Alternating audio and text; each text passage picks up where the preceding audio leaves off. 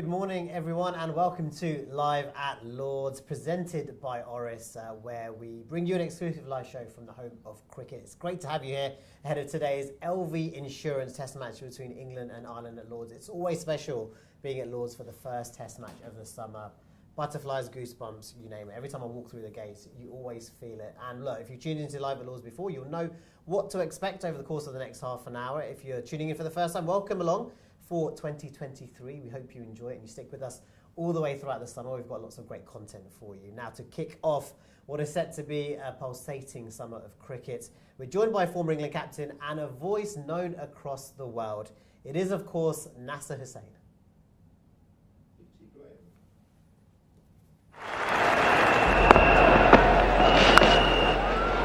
That's beautifully struck. Beautifully placed. Got 100 now. Delight for Nasser Hussain. He likes this ground here at Lords. 100 in the NatWest Series final. There's the 100. Nasser Hussain for the first time in one-day international cricket. Points to the number 3 on his back and accepts the plaudits of all around him.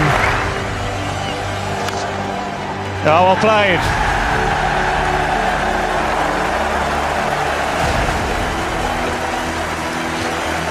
Wonderful shot, wonderful smile from Nasser Hussain. His third 100 in Test cricket at this ground, the home of cricket.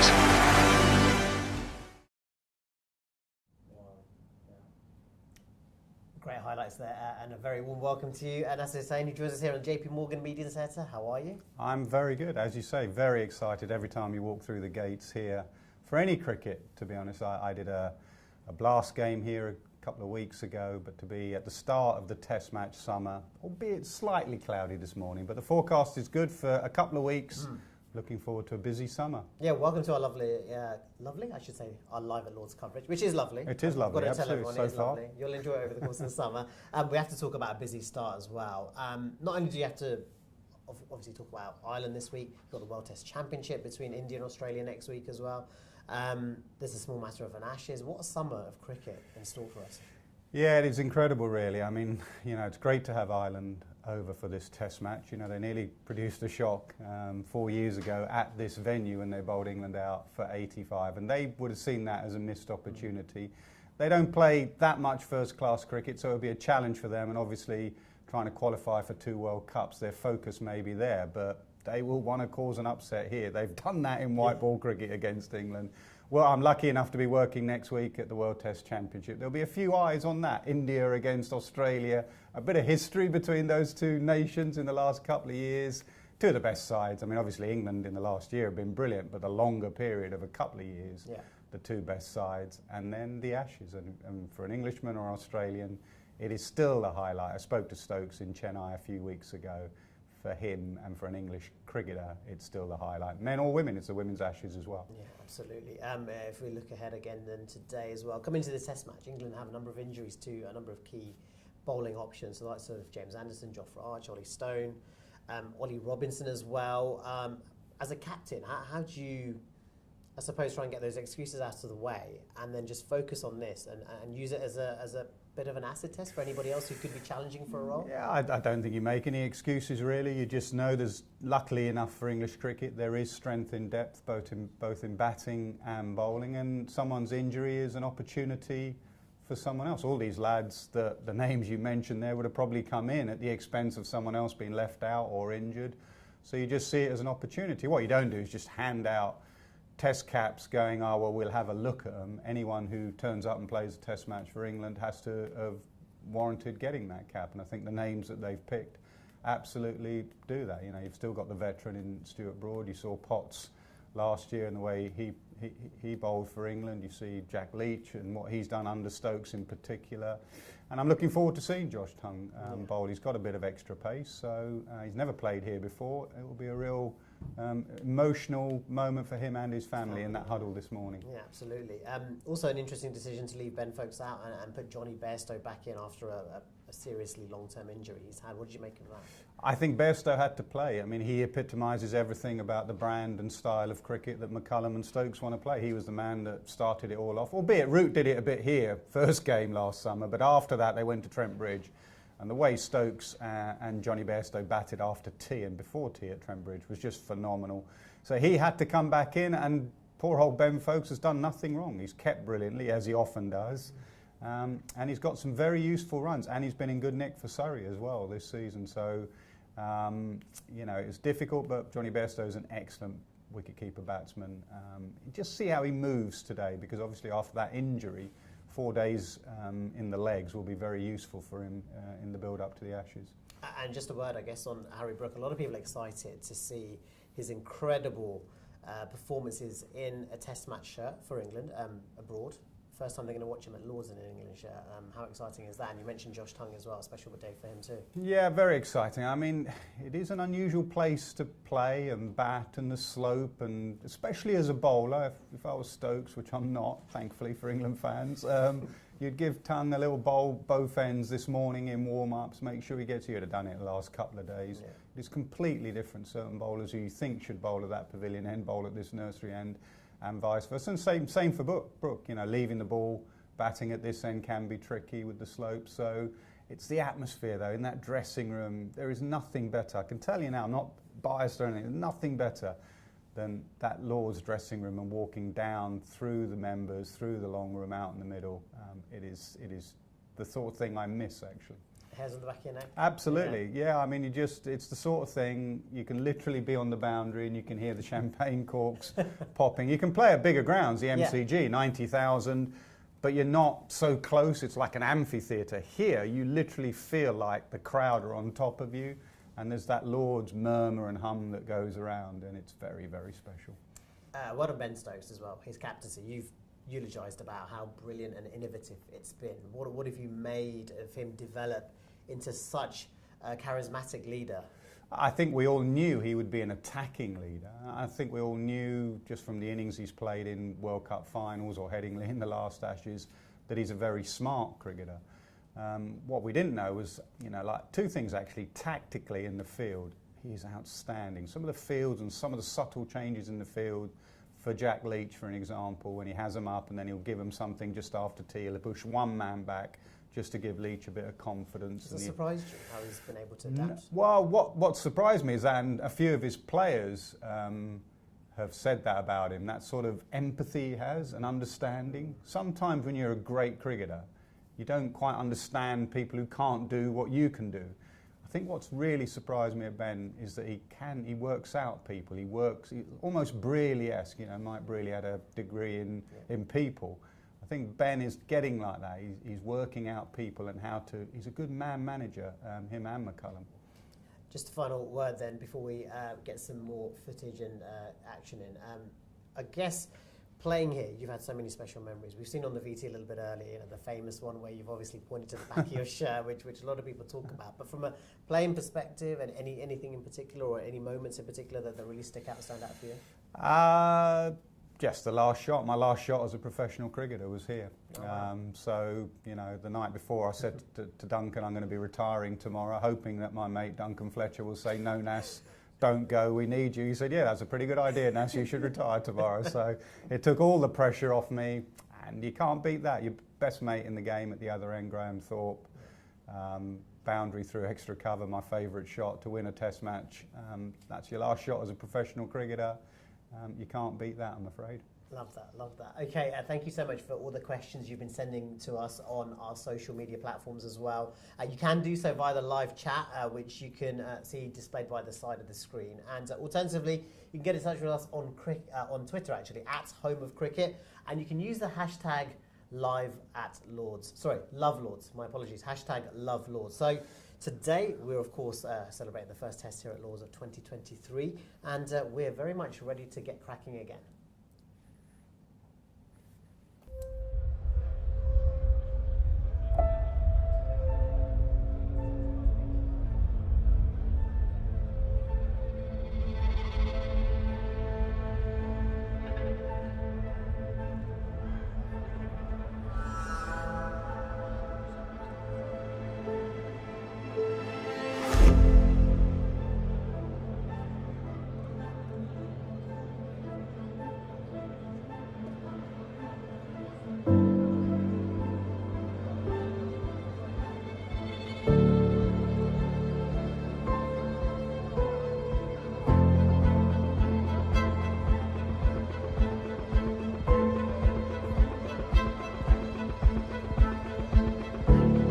Good morning and welcome to Lords.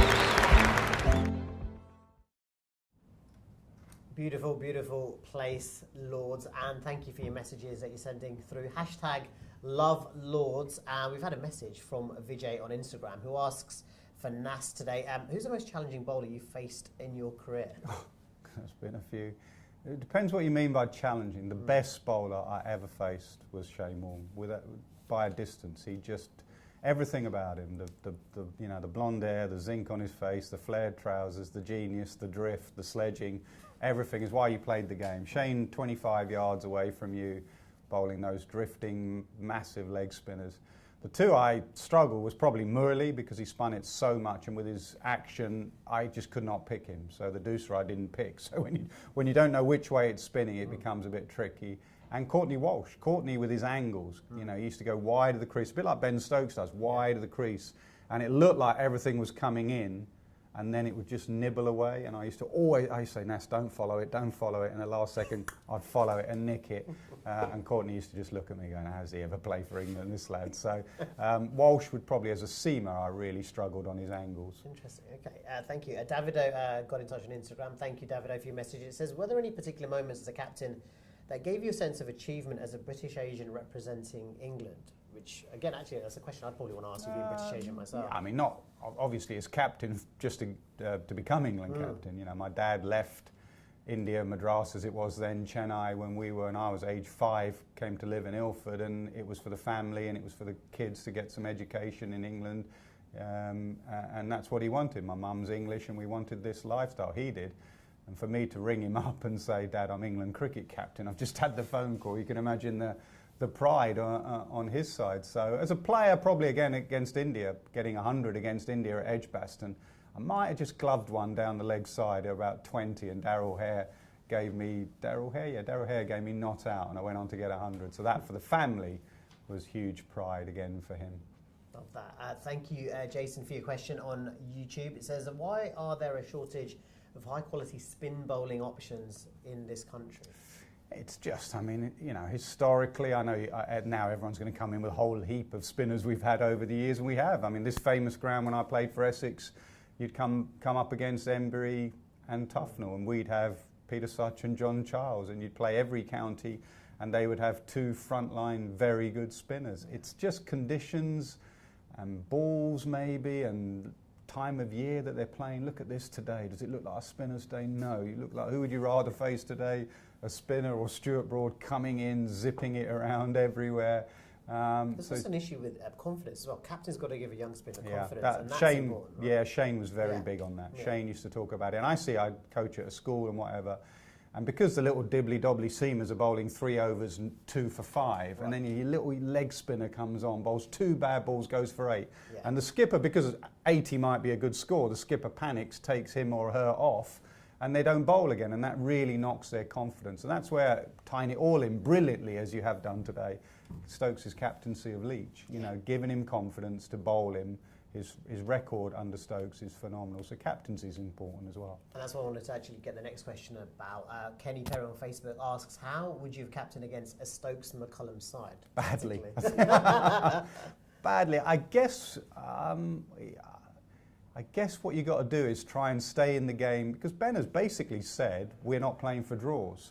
So even that last game in New Zealand, they went for it. They've played 12 tests, they've won 10, lost 2.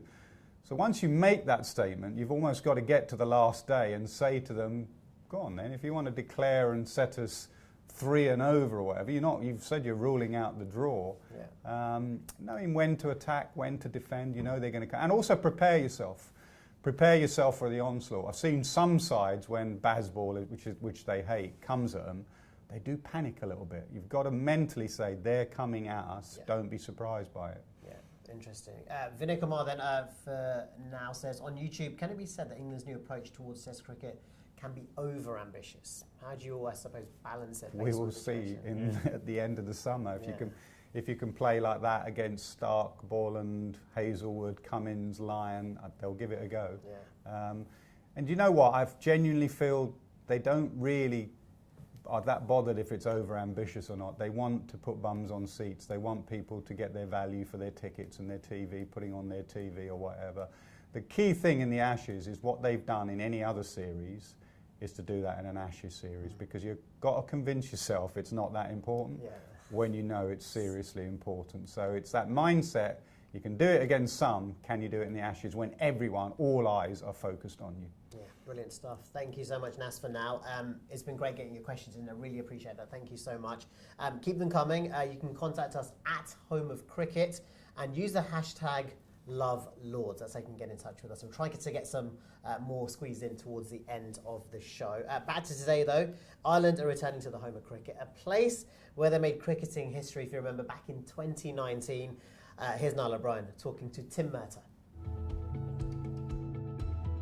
I didn't really have an excuse to bowl badly that week. I'd done it so many times here that everything was in our favour in sort of from a seam bowler's point of view. The wicket was green. They hadn't played much red ball cricket at all leading up to that. We'd had a good sort of stint in county cricket. So yeah, I felt if I got enough balls in the right area that, you know, I could be a threat. And, you know, I didn't dream of ever taking five. Obviously that was something that sort of came into your mind once you've taken the second and third, and then Bairstow and then Wokes being the fourth one, and then it's at the forefront of your mind, and you're kind of thinking I'll be disappointed if I don't manage to get five here.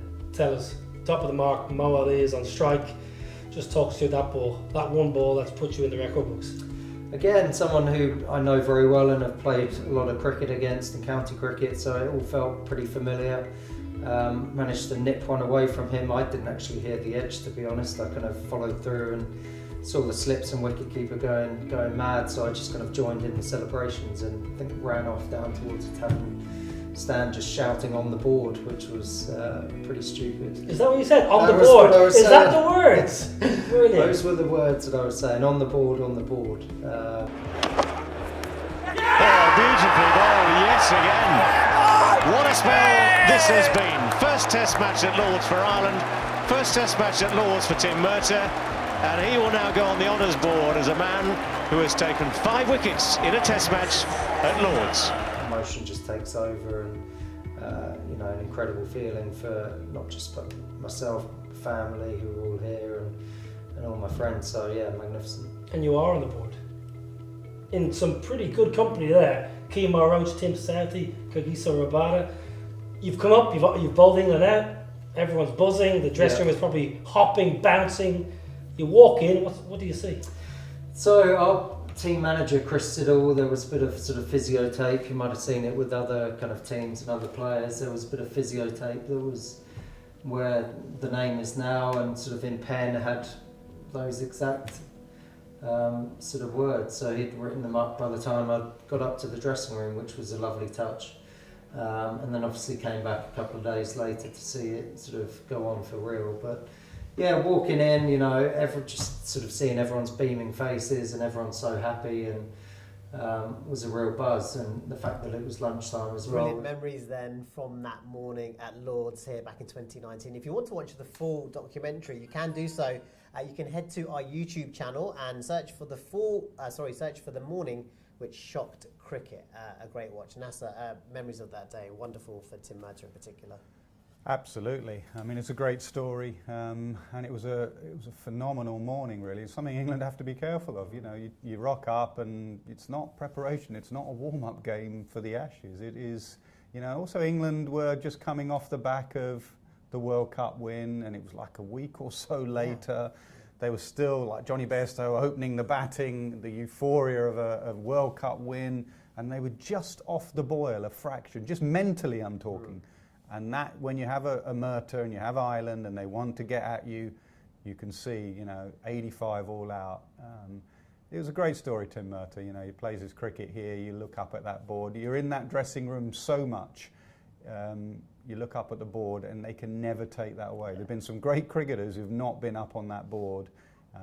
So, you know, if there's a massive difference between 90 and we're going to come on to Leach, who got 92 that game. He'll be sitting up there looking, I'd have taken 92, but I'd have loved 8 runs more. And for Tim Murtagh, you know, 4 wickets or 5 wickets doesn't sound much, but that 5th wicket of Moeen Ali meant the world to him. Yeah, lovely, lovely memories. And as Nas mentioned, it wasn't the only thing that happened at Lords in that Test match. A certain Jack Leach very nearly scored an unlikely century, just 8 short. Here's a reminder of what happened.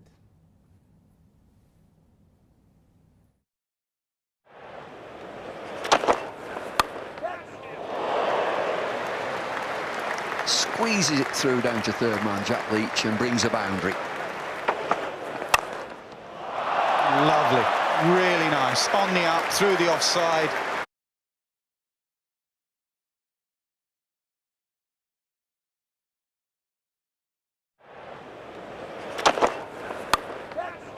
So, well, that memory of Jack Leach hitting a few shots through the covers, I thought to myself, this is a real batter.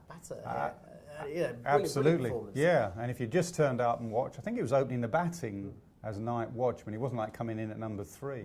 And if you just watch, you thought, this lad can play a little bit. And I think if you'd watched county cricket for the couple of years before, Somerset had been involved in some close, low-scoring games. And actually, Jack Leach, they weren't 50s and 100s or 92s, but he made useful contributions.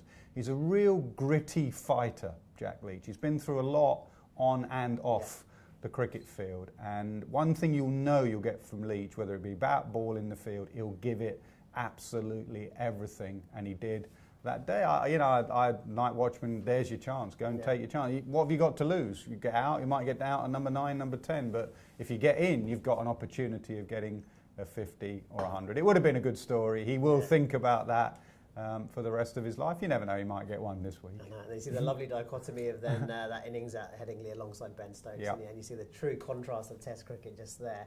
A word on Jack Leach as well.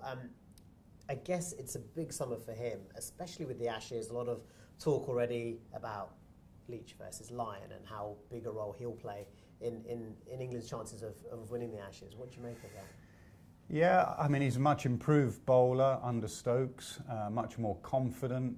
They will target him. They've got quite a few left-handers, depends who they play, obviously at the top of the order in particular, but they have quite a few left-handers. If you go back to last Ashes in Australia, they went after Leach. They won't sit on Leach, because if they sit on Leach, then Stokes is not only rotating his seamers, but he's resting himself and his knee. If they go after Leach, and Anderson and Broad are tired, and Stokes' knee's just starting to hurt on day 3 of the 3rd Test match, Stokes will have to go back to himself. So, as ever in England with the spinner, you have to learn to give your captain control for 3 days of the Test match, and then suddenly when it starts spinning, you have to give him that attacking, wicket-taking option as well. That's why it can be quite difficult being a spinner in England. Yeah, absolutely. What we're going to do now is we're going to, I guess, get to more of your questions just very, very shortly. Thank you so much if you've been contacting us across YouTube, Instagram, Twitter and Facebook. At Home of Cricket, just to remind you, are our social handles. #LoveLords is how you can keep in touch with us as well. We'll do that in just a second, but let's get some more behind-the-scenes footage of England training at Lords ahead of this Test match this week.